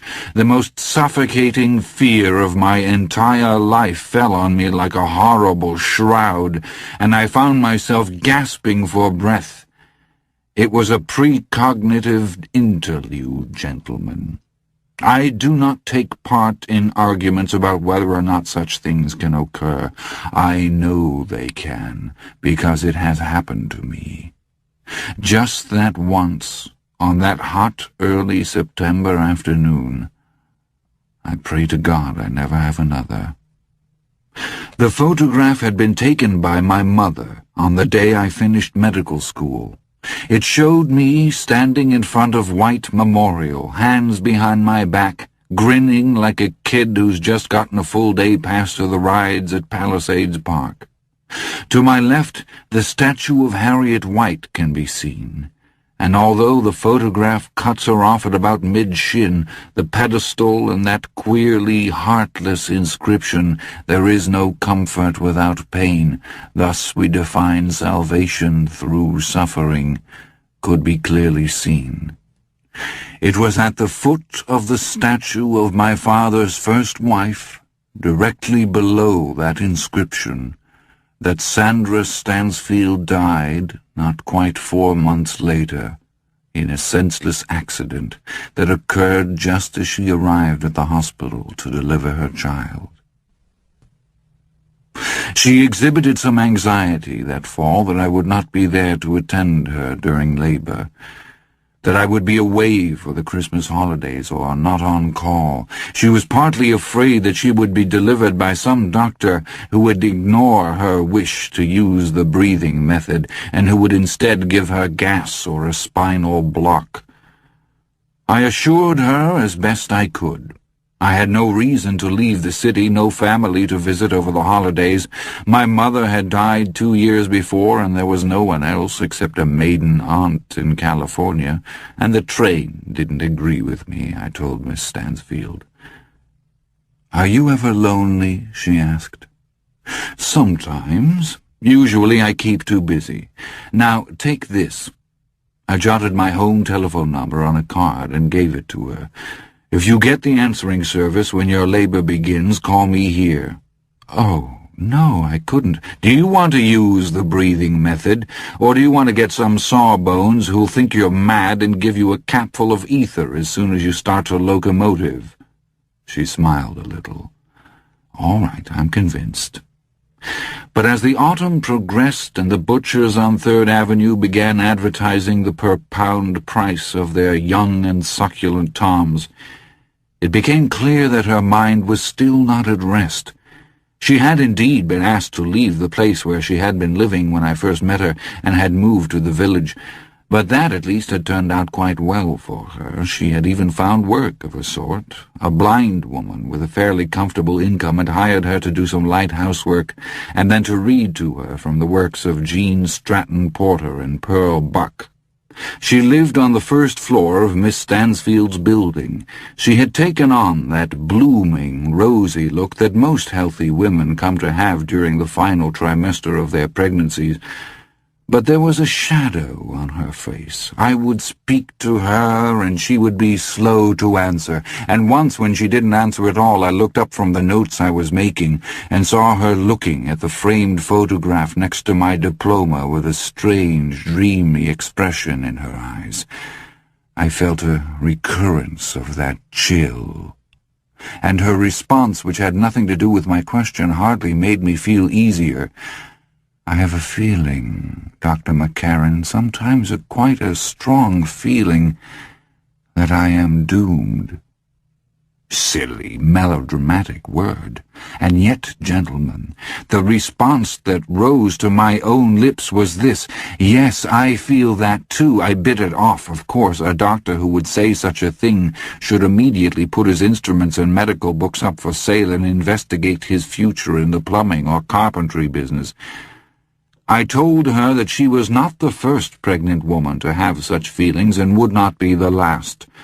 I told her that the feeling was indeed so common that doctors knew it by the tongue-in-cheek name of the Valley of the Shadow syndrome. I've already mentioned it tonight, I believe.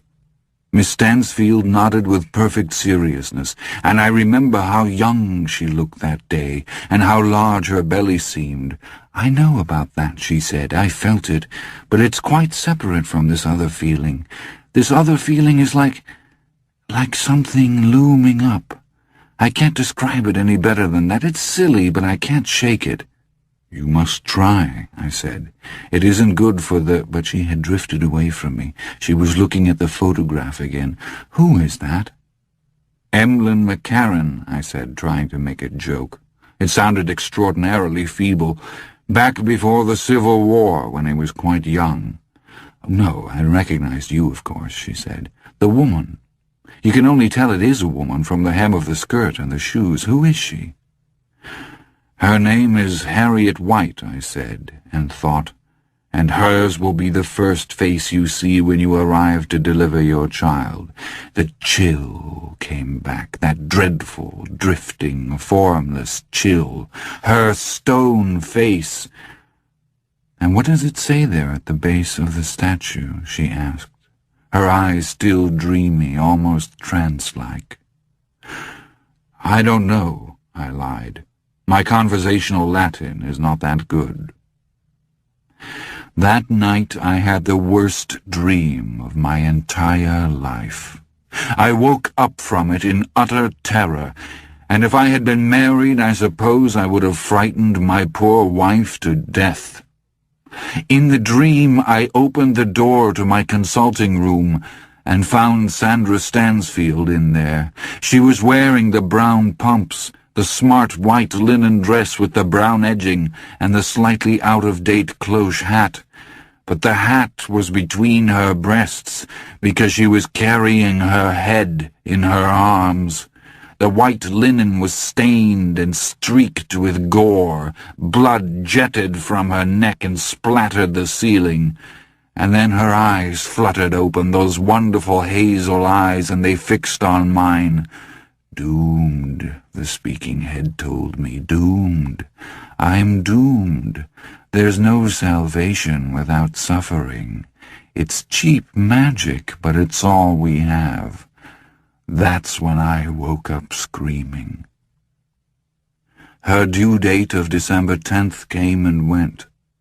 I examined her on December 17th and suggested that while the baby would almost certainly be born in 1935, I no longer expected the child to put in his or her appearance until after Christmas. Miss Stansfield accepted this with good grace.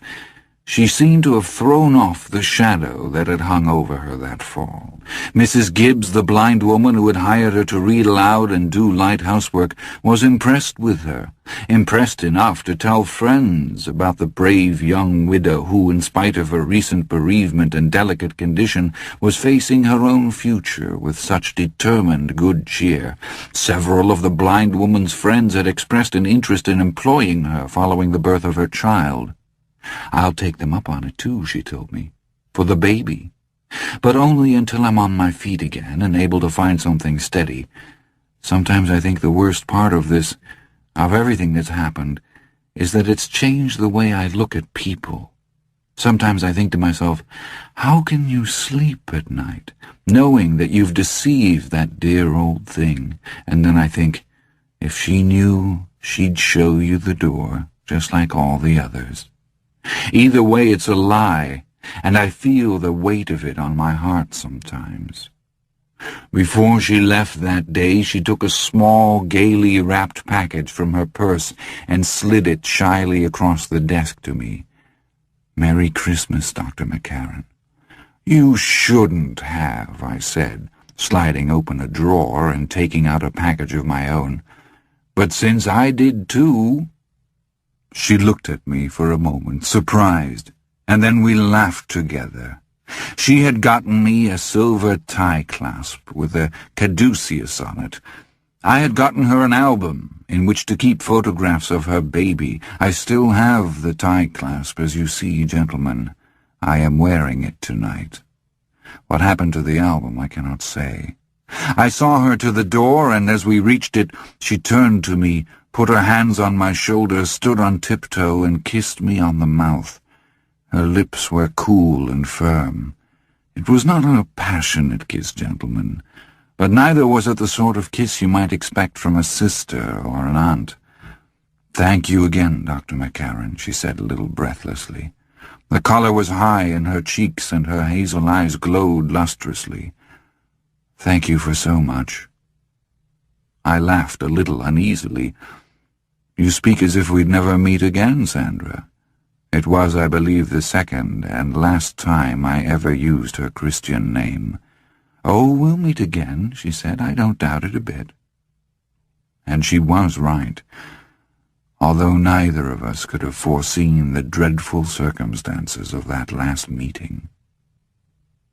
Sandra Stansfield's labor began on Christmas Eve at just past 6 p.m. By that time the snow which had fallen all that day had changed to sleet, and by the time Miss Stansfield entered mid-labor not quite 2 hours later, the city streets were a dangerous glaze of ice. Mrs. Gibbs, the blind woman, had a large and spacious first-floor apartment, and at 6:30 p.m. Miss Stansfield worked her way carefully downstairs, knocked at her door, was admitted, and asked if she might use the telephone to call a cab. "Is it the baby, dear?" Mrs. Gibbs asked, fluttering already. "Yes, the labor's only begun, but I can't chance the weather. It'll take a cab a long time." She made that call and then called me. At that time, 6:40, the pains were coming at intervals of about 25 minutes. She repeated to me that she had begun everything early because of the foul weather. "I'd rather not have my child in the back of a yellow," she said. She sounded extraordinarily calm. The cab was late, and Miss Stansfield's labor was progressing more rapidly than I would have predicted. But as I have said, no two labors are alike in their specifics. The driver, seeing that his fare was about to have a baby, helped her down the slick steps, constantly adjuring her to "Be careful, lady." Miss Stansfield only nodded, preoccupied with her deep inhale-exhales as a fresh contraction seized her. Sleet ticked off streetlights and the roofs of cars. It melted in large, magnifying drops on the taxi's yellow dome light. Mrs. Gibbs told me later that the young cab driver was more nervous than her poor dear Sandra, and that was probably a contributing cause to the accident. Another was almost certainly the breathing method itself. The driver threaded his hack through the slippery streets, working his way slowly past the fender benders and inching through the clogged intersections, slowly closing on the hospital. He was not seriously injured in the accident, and I talked to him in the hospital. He said the sound of the steady, deep breathing coming from the back seat made him nervous. He kept looking in the rear-view mirror to see if she was dying or something. He said he would have felt less nervous if she had let out a few healthy bellows the way a woman in labor was supposed to do. He asked her once or twice if she was feeling all right, and she only nodded, continuing to ride the waves in deep inhales and exhales. 2 or 3 blocks from the hospital, she must have felt the onset of labor's final stage. An hour had passed since she had entered the cab. Traffic was that snarled. But this was still an extraordinarily fast labor for a woman having her first baby. The driver noticed the change in the way she was breathing. "She started panting like a dog on a hot day, Doc," he told me. She had begun to locomotive.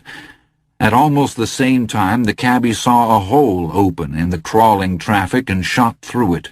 The way to White Memorial was now open. It was less than 3 blocks ahead. "I could see the statue of that broad," he said. Eager to be rid of his panting, pregnant passenger, he stepped down on the gas again, and the cab leaped forward, wheels spinning over the ice with little or no traction. I had walked to the hospital, and my arrival coincided with the cab's arrival only because I had underestimated just how bad driving conditions had become. I believed I would find her upstairs, a legally admitted patient, with all her papers signed, her prep completed, working her way steadily through her mid-labor. I was mounting the steps when I saw the sudden, sharp convergence of two sets of headlights reflected from the patch of ice where the janitors hadn't yet spread cinders. I turned, just in time to see it happen. An ambulance was nosing its way out of the emergency wing rampway as Miss Stansfield's cab came toward the hospital. The cab was simply going too fast to stop. The cabbie panicked and stamped down on the brake pedal rather than pumping it. The cab slid, then began to turn broadside. The pulsing dome light of the ambulance threw moving stripes and blotches of blood-colored light over the scene, and freakishly one of these illuminated the face of Sandra Stansfield. For that one moment it was the face in my dream, the same bloody, open-eyed face that I had seen on her severed head. I cried out her name, took 2 steps down, slipped and fell sprawling. I cracked my elbow, a paralyzing blow, but somehow managed to hold on to my black bag. I saw the rest of what happened from where I lay, head ringing, elbows smarting. The ambulance braked, and it also began to fishtail. Its rear end struck the base of the statue. The loading doors flew open. A stretcher, mercifully empty, shot out like a tongue and then crashed upside down in the street with its wheels spinning. A young woman on the sidewalk screamed and tried to run as the 2 vehicles approached each other. Her feet went out from under her after 2 strides, and she fell on her stomach. Her purse flew out of her hand and shot down the icy sidewalk like a weight in a pinball bowling game. The cab swung all the way around, now traveling backwards, and I could see the cabbie clearly. He was spinning his wheel madly like a kid in a Dodgem car.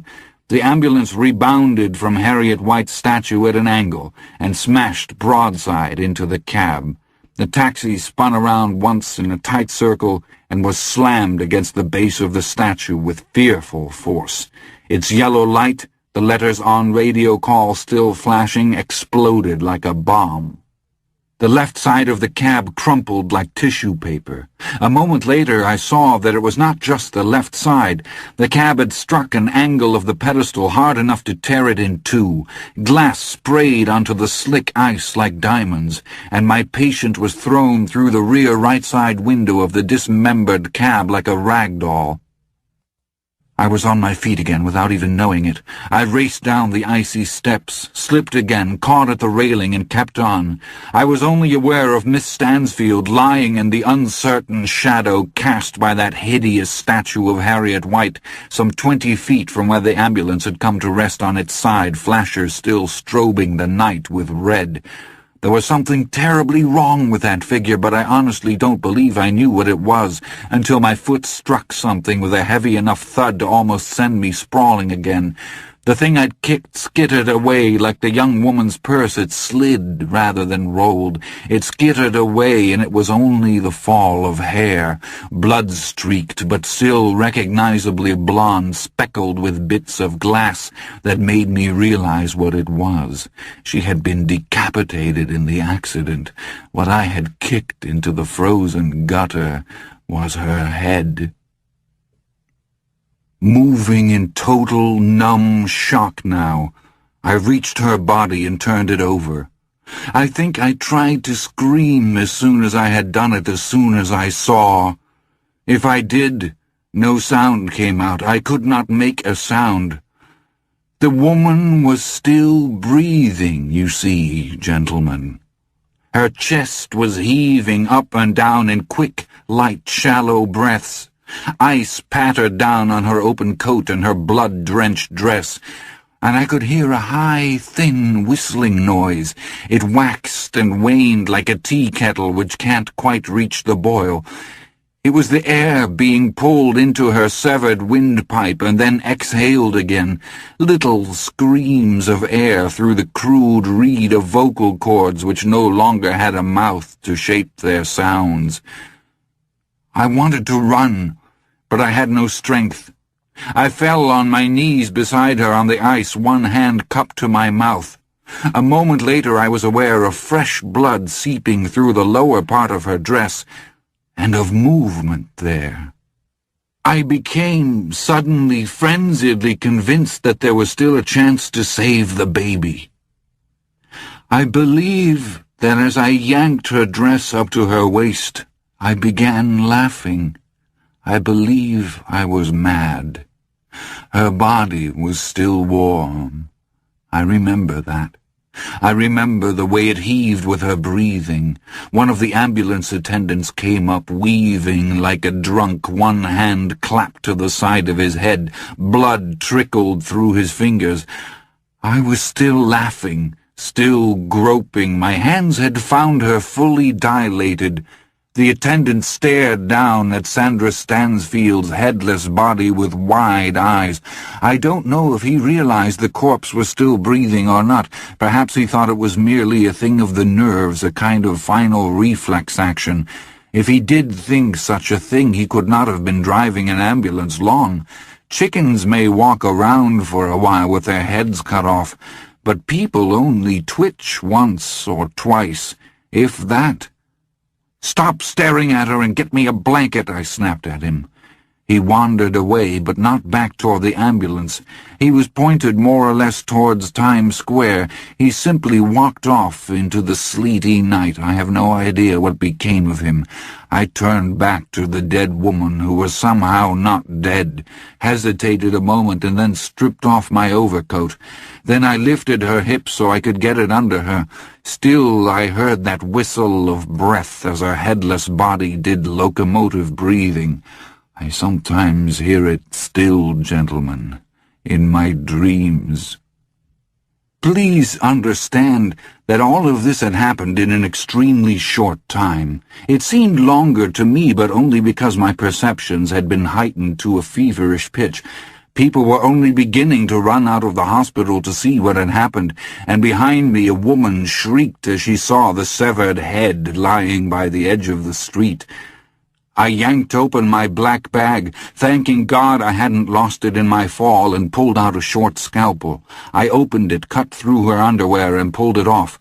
Now the ambulance driver approached. He came to within 15 feet of us and then stopped dead.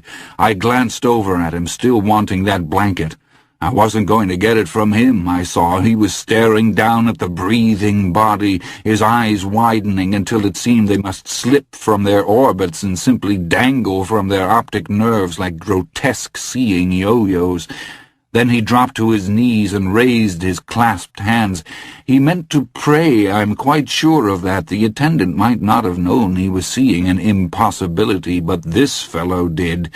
The next moment he had fainted dead away. I had packed forceps in my bag that night. I don't know why. I hadn't used such things in 3 years, not since I had seen a doctor I will not name punch through a newborn's temple and into the child's brain with one of those infernal gadgets. The child died instantly. The corpse was lost, and what went on the death certificate was stillborn. But for whatever reason, I had mine with me that night. Miss Stansfield's body tightened down, her belly clenching, turning from flesh to stone. And the baby crowned. I saw the crown for just a moment, bloody and membranous and pulsing. Pulsing! It was alive then, definitely alive. Stone became flesh again. The crown slipped back out of sight, and a voice behind me said, "What can I do, doctor?" It was a middle-aged nurse, the sort of woman who is so often the backbone of our profession. Her face was as pale as milk, and while there was terror and a kind of superstitious awe on her face as she looked down at that weirdly breathing body, there was none of that dazed shock which would have made her difficult and dangerous to work with. "You can get me a blanket, Stat," I said curtly. "We've still got a chance, I think." Behind her I saw perhaps 24 people from the hospital standing on the steps, not wanting to come any closer. How much or how little did they see? I have no way of knowing for sure. All I know is that I was avoided for days afterwards, and forever by some of them, and no one, including this nurse, ever spoke to me of it. She now turned and started back toward the hospital. "Nurse," I called, "no time for that. Get one from the ambulance. This baby is coming now." She changed course, slipping and sliding through the slush in her white crepe-soled shoes. I turned back to Miss Stansfield. Rather than slowing down, the locomotive breathing had actually begun to speed up. And then her body turned hard again, locked and straining, the baby crowned again. I waited for it to slip back, but it did not. It simply kept coming. There was no need for the forceps, after all. The baby all but flew into my hands. I saw the sleet ticking off his naked, bloody body, for it was a boy, his sex unmistakable. I saw steam rising from him as the black, icy night snatched away the last of his mother's heat. His blood-grimed fists waved feebly. He uttered a thin, wailing cry. "Nurse!" I bawled. "Move your ass, you bitch!" It was perhaps inexcusable language, but for a moment I felt I was back in France. Then in a few moments the shells would begin to whistle overhead with a sound like that remorselessly ticking sleet. The machine guns would begin their hellish stutter. The Germans would begin to materialize out of the murk, running and slipping and cursing and dying in the mud and smoke. Cheap magic, I thought, seeing the bodies twist and turn and fall. But you're right, Sandra. It's all we have. It was the closest I have ever come to losing my mind, gentlemen. "Nurse, for God's sake!" The baby wailed again, such a tiny, lost sound. And then he wailed no more. The steam rising from his skin had thinned to ribbons. I put my mouth against his face, smelling blood and the bland, damp aroma of placenta. I breathed into his mouth and heard the jerky susurrus of his breathing resume. And then the nurse was there, the blanket in her arms. I held out my hand for it. She started to give it to me, and then held it back. "Doctor, what if it's a monster? Some kind of monster?" "Give me that blanket," I said. "Give it to me now, Sarge, before I kick your asshole right up to your shoulder blades." "Yes, Doctor," she said with perfect calmness. "We must bless the women, gentlemen, who so often understand simply by not trying to," and gave me the blanket. I wrapped the child and gave him to her. "If you drop him, Sarge, you'll be eating those stripes." "Yes, Doctor." "It's cheap fucking magic, Sarge, but it's all God left us with." "Yes, Doctor." I watched her half walk, half run back to the hospital with the child, and watched the crowd on the steps part for her. Then I rose to my feet and backed away from the body. Its breathing like the baby's hitched and caught, stopped, hitched again, stopped. I began to back away from it. My foot struck something. I turned. It was her head. And obeying some directive from outside of me, I dropped to one knee and turned the head over.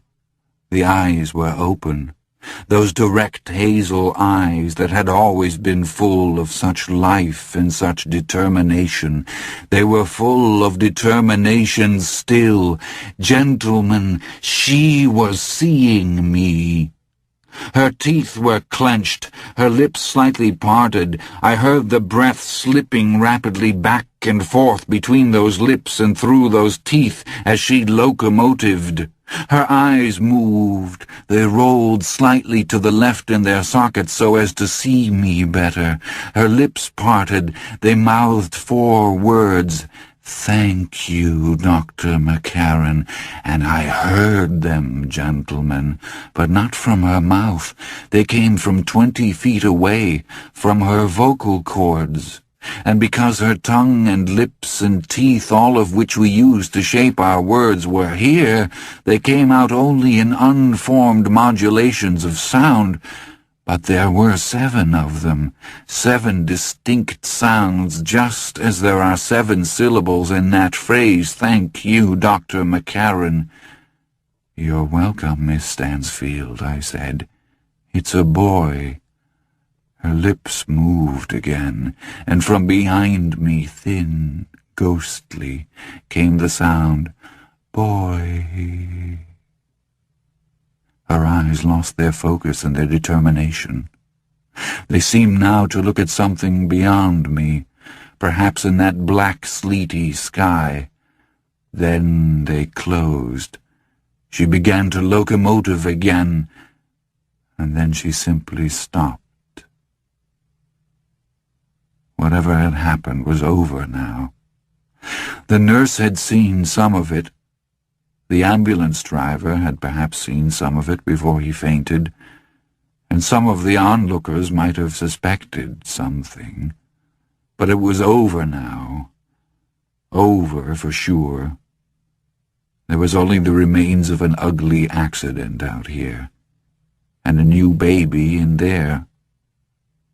I looked up at the statue of Harriet White, and there she still stood, looking stonily away toward the garden across the way, as if nothing of any particular note had happened, as if such determination in a world as hard and as senseless as this one meant nothing, or worse still, that it was perhaps the only thing which meant anything, the only thing that made any difference at all.